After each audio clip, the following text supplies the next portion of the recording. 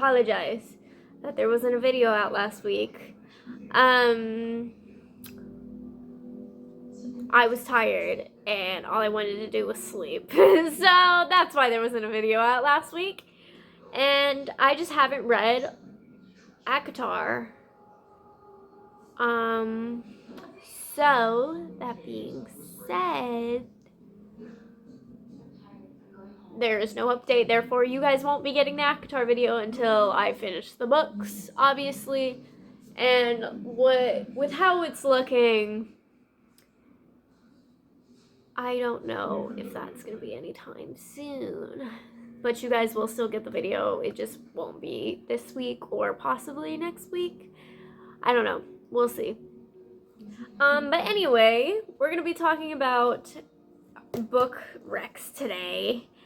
I have tropes right here that I have books that I feel like aren't talked about enough, or they are pretty popular, but I just don't hear them very often. So these are basically just a little bit of tropes. A little bit of book recs for every trope that I could think of in the moment when I created this list. So that being said, I am going to give you each trope. Alright, first trope. Rivals to lovers. Because enemies to lovers does not exist in my head unless it is a fantasy. Because enemies to lovers want to kill each other.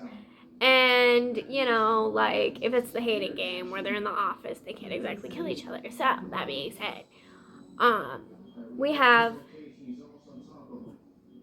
Dear Love, I Hate You by Elijah Greenwood, Easton High series, book 1.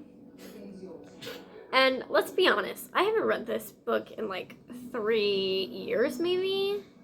2021. So yes, 3 years. I do not remember much. I do remember it was a bully romance. I do remember, like, it was these two characters.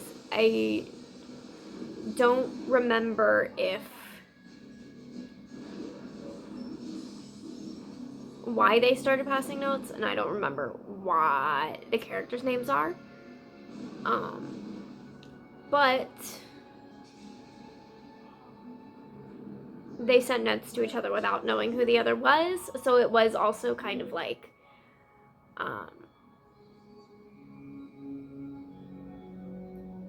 don't know. But the point is that these two characters fell in love secretly. They knew each other in person, but they didn't know who the other was when they were writing confessions to each other in a library book, and they kept passing notes to each other not knowing that the other person was the person that they hated the most, and they ended up falling in love for each other in the notes, but as well as falling each other in real life, and basically, like, they fell in love. They just didn't know who they fell in love with, you know? I've only had that one rec for Rivals to Lovers because, like, I was trying to look for books that weren't talked about enough that I've read and that I can recommend to you. And I, unfortunately, am in a, like, popular sense. I don't even know what I was talking about. I lost track of my mind. But as I was saying, I was looking for popular. No. I am a heinous bitch that only reads popular books for some reason. Like, I get most of my book recs on Book Talk. Yeah. So, that being said, that's the only Rivals to Lovers book that I know of, or I've read, that isn't very popular with the kids. But yeah. Anyway, so now we have my guilty pleasures. Okay, so maybe this one is a little bit popular. Same with this next one for guilty pleasure, and that would be my guilty pleasures. And that would be Credence by Penelope Douglas. And I will just say that trigger warnings. Google the trigger warnings. Google what it's about, because I will not be unveiling my deepest, innermost thoughts here. As well as Morning Glory Milking Farm. So if you're into monster romance, there you go. Morning Glory Milking Farm, that's one of them. And it is honestly so good. I enjoyed the romance. I read it like 2 years ago, and I thoroughly enjoyed it. I would like to reread it, but I will say that I don't know. I've already lost track. See, I'm tired. I'm so tired. I can't even remember what I'm saying as I'm saying it. But yeah, monster romance. The romance was good. The plot was good. I would like to reread it. However, no rereads this year at all, because like I need to read new shit. And with the way I'm reading right now, I just need to keep the reading new stuff, because like I'm not going to discover new stuff if I don't read new stuff, you know? Okay. So we have forced proximity books that I haven't heard being talked about. And I only have one book that I haven't heard talked about a lot. And that is 1% of You by Michelle Gross. Now this is a cute book. I liked it. I don't remember... Let's be so fucking for real. I don't remember any of the characters' names in any of these books that I'm about to say, other than maybe the male lead. So with that being said, we've got 1% of You, and it is a single mom trope. Neighbors across the way, her house, his house, right, like across from each other, and they fall in love like that. And it is a little bit of a slow burn, and I thoroughly enjoyed it. I would say that it might not be a 5-star for you, but I enjoyed it. I gave it like a 3.75 stars, which is not bad, considering most of my liked books are 3.75 stars. That being said, like, yeah. Okay. Next one, holiday romance. I know it's nowhere near the holidays, but I needed a reason to bring this book up because it is untalked about, and yeah. So The Holidates by Brittany Cherry. So good. It's so good. It's honestly so good. Okay. I needed an excuse to bring it up because let's be so fucking for real. Nobody talks about this book. Probably because it's not around the holidays. But even then, I've only seen like a couple of people talk about it during the holidays. So, yeah. It is about this guy who helps this girl date. And then he realizes he's in love with her and he's like, oh, fuck. You know? And then he's got to figure out how to, like, introduce himself to her as, like, a date instead of having her go on other dates with other people, you know? So it's really cute. It's very meet cute. I enjoyed it. All of the books on here I've enjoyed, mostly.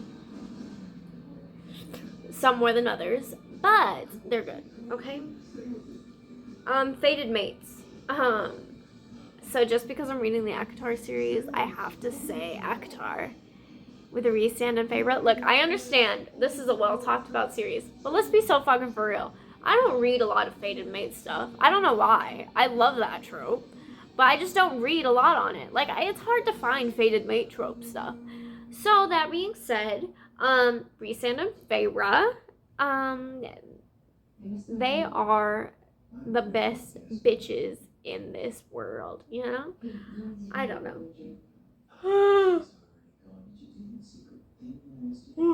I don't know. Okay. Anyway, nerd romance. nerd romance. And this is just like stereotypical nerd stuff. It's not like, oh, I'm calling people who are into this shit nerds. No, it's just stereotypical nerd. And it's stereotyping. But, whatever. It's taking stereotypes and turning it into unusual stereotypes. Like older people who are into video games and shit. Yeah? And I thoroughly enjoyed it. Is it my favorite book? No. But it was a cute 3-star, Bitch, stop calling me. Hang on. 15 minutes, please. Hang the fuck on.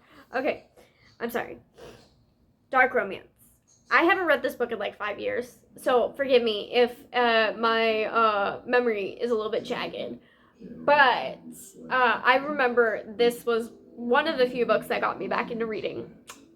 And I'm sorry, but it's so good. The Bad Dirty Power series by Stevie J. Cole and LP Lovell. I've talked about it already, but I have to keep bringing it up because honestly, it was a great time in my life when I read this book. And there's 2 books in the series. I don't know if there's any more. I don't think there's any more. I've read all of them, but I'm unsure if it's 2 or 3 books. I'm pretty sure it's just 2. And it's Bad and Dirty. There might be a 3rd book, but I don't know if it came out yet. Bitch, I love you, but stop calling me. Like, I love you so bad. You are my baby, but like, stop. I will call you in a minute, please. I don't even know why I'm talking to the camera. Like, babe, I love you, but no. I told you I was gonna record. Let me fucking record. Ooh, okay. Age gap trope. Confidence of wildflowers. Now. Before I get into this, not everybody likes it, and that's fine. This is my opinion. I loved it. It was a little all over the place, but I loved it. I loved Thayer Hayes. I loved his kid, even though now he's, elsewhere.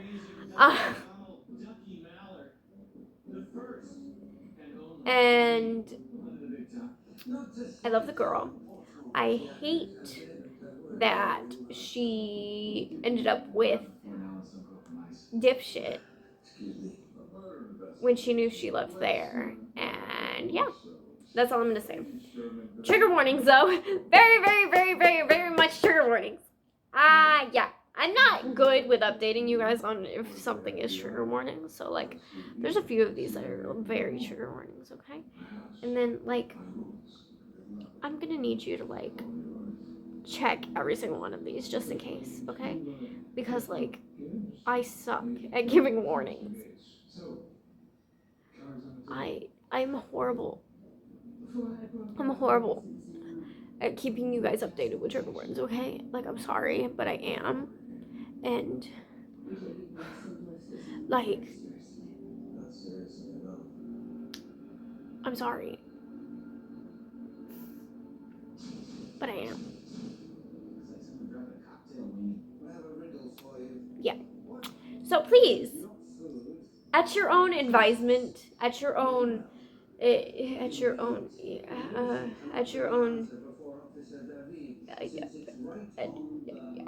we'll just stick with advisement. At your own advisement, look up the trigger warnings on your own for each and every one of these, just to make sure what's in each book.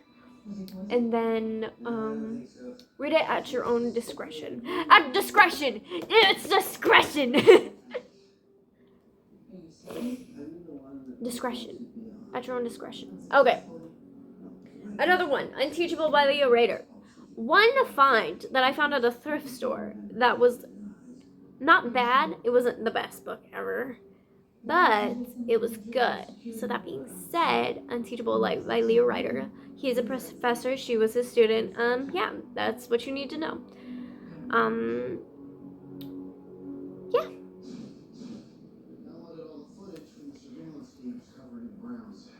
And then last trope is, well, it's not even, none of these are really, some of these are tropes, but also some of these are just like things the book has in them. So sorry, I'm so tired. I'm just giving you that shit, you know. Single dad tropes, and in parentheses, I love DILFs.